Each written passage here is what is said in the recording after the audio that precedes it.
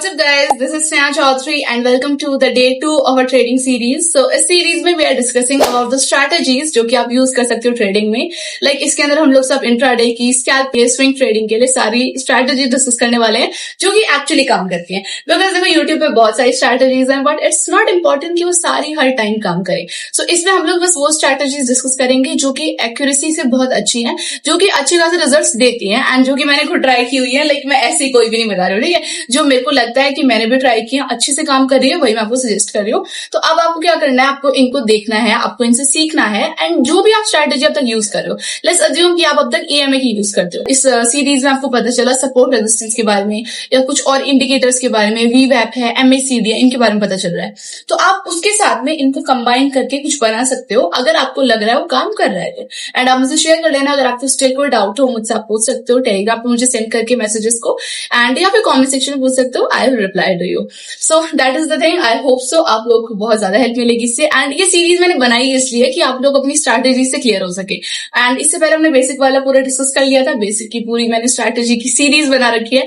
Check on नहीं की हो तो मेरे प्रोफाइल पे जाके प्लेलिस्ट में आप जाके देख लेना. ठीक है alright guys, so I will try कि मैं इसको बहुत ज्यादा एक्सटेंड ना करूं बट इसमें आपको बस डीपली सब चीजें समझ आ सके. ठीक है. एंड स्टिल कोई भी आपका डाउट बचता है मुझे कमेंट सेक्शन में पूछ लिया करो. एंड जिसने सब्सक्राइब नहीं किया है सब्सक्राइब कर लेना, आपको ऐसी और वीडियोस मिलते रहे. तो आप कोई भी इंडियन मार्केट का ऐप ओपन कर लो. धन है, ग्रो है, जेरोदा है, एंजल वन है, अपस्टॉक है, बहुत सारे ऐप्स है. करने की जरूरत नहीं है बट एटलीस्ट जो चीजें मैं कर रही हूँ स्क्रीन पे आपको भी वो अपनी स्क्रीन पे करनी है, तभी समझ आए. स्टोरी टाइम नहीं है, ऐसे नहीं समझ पाओगे. वीडियोस को सिर्फ देखने से हम कभी नहीं समझ सकते हैं सब चीजें. हमारी आज की स्ट्रैटेजी है बेसिकली स्कैल्पिंग के लिए. स्कैल्पिंग का मतलब होता है कि हम हल्के से मूव से प्रॉफिट्स बनाने की कोशिश करते हैं. यानी कि मान लो कि अभी मार्केट चल रहा है 55,130 पे, तो 55,135 पे मैं एग्जिट कर दूंगी.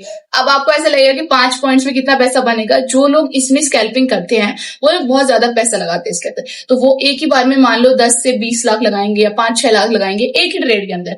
तो अब अगर वो इतना पैसा लगाएंगे और हल्का सा भी मूव आएगा तो बहुत अच्छा प्रॉफिट कमा सकते हैं.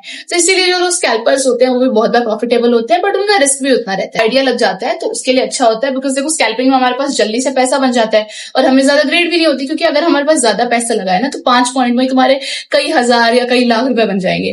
तो फिर इतनी ग्रेड नहीं होती हमें. बट अगर स्टिल कर रहे हो तो कोई रोक ही नहीं सकता. वो तो होता ही है ना कि मान लो अगर मैंने 1 लाख भी कमाया सो आई वुड स्टिल फील कि अभी तो मैं से 2 लाख कमा लेती हूँ, 3 लाख कमा लेती हूँ. बट वो सब चीजें करते हुए ट्रेडिंग नहीं चल पाती है, तो वो सब चीजें छोटी पड़ती है. ठीक है. सो आज हम करेंगे कि स्कैल्पिंग आप लोग एक्चुअली कर कैसे सकते हो. आज की स्ट्रैटेजी वो मॉर्निंग वाले मार्केट में काम करती है. सो आपको पहले खोल लेना 9 o'clock के आसपास का चार्ट ओपन कर लेते हैं. तो अभी आपको आना है 15 मिनट्स टाइम फ्रेम पे. 15 मिनट्स टाइम फ्रेम का मतलब ये है कि 15 मिनट में सिर्फ एक कैंडल बनेगी. ठीक है.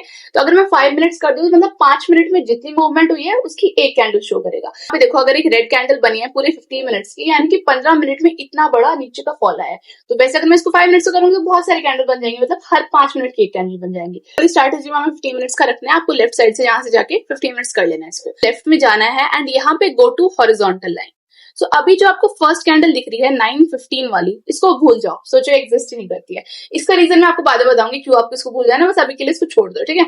जो सेकंड कैंडल है 9:30 वाली, उसके एकदम हाईएस्ट पॉइंट, जो उसका सबसे ऊपर वाला पॉइंट है, वहां पे जाके हॉरिजॉन्टल लाइन को ड्रॉ कर देंगे एंड इसको छोड़ देना.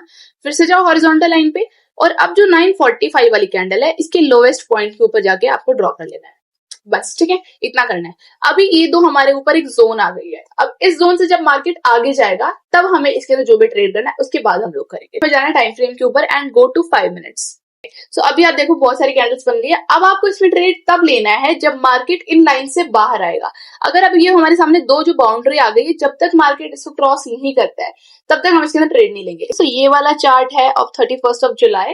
सो अभी इसमें देखो हमें फर्स्ट कैंडल को इग्नोर करना है. जो 9:15 वाली है उसको हटाना है. उसको हटाना इसलिए बिकॉज देखो फर्स्ट जो कैंडल बनती है वो एकदम स्टार्टिंग के मोमेंट पे होती है. और अगर आपको लगता है कि आप पहली 15 मिनट की उसको देख के आप पूरा ट्रेड ले लोगे तो आप 90% टाइम गलत रहोगे. सो कभी भी ऐसा नहीं करना. एंड यहाँ पे देखो इसका लाइव एग्जांपल बताती हूँ. मान लो आपने फर्स्ट कैंडल को देख के अपसाइड ट्रेड ले लिया होता, बट उसके बाद तो मार्केट नीचे गया, डायरेक्टली आपको स्टॉप लॉस हिट होता. अगर आपने स्टॉप लॉस नहीं लगाया तो मे बी, क्योंकि इसके बाद देखो मार्केट ऊपर भी गया है, बट ऐसा हमेशा नहीं होता है। एंड यूजुअली क्या होता है कि अगर आपने यहाँ ट्रेड लिया और इतना नीचे तक अगर चला गया तो बड़ा आपका लॉस हो जाएगा, आप उसको एग्जिट कर दोगे कि इतना बड़ा लॉस कैसे हो गया। एंड ऑब्वियसली लॉस को कभी होल्ड नहीं करना चाहिए।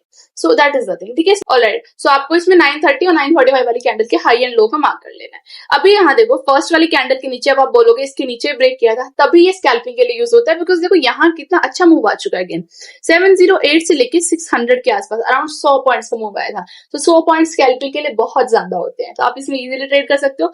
इसके बाद यहाँ देखो मार्केट फिर से वो कंफर्मेशन दे रहा है, बट उसके बाद इसने अगेन इसको ब्रेक किया है। तो जब यहाँ से ब्रेक किया तब हम लोग यहाँ से एंटर करेंगे, यहाँ से एंटर नहीं करेंगे because we don't know, right. तो यहाँ से एंटर करने के बाद जब आप देख रहे हो इसने पिछले अपने हाई को तोड़ा है, देन डेफिनेटली आप इसके लिए चांस ले सकते हो। एंड इसके अंदर यू कैन सी कितना बड़ा मूव आया है। ऑब्वियसली हम लोग इतना तो इसमें होल्ड करेंगे नहीं, बट स्टिल बहुत अच्छी स्ट्रैटेजी है, बहुत अच्छे से यूज होती है। एंड आई होप सो आपको चीज समझ आ रही होगी।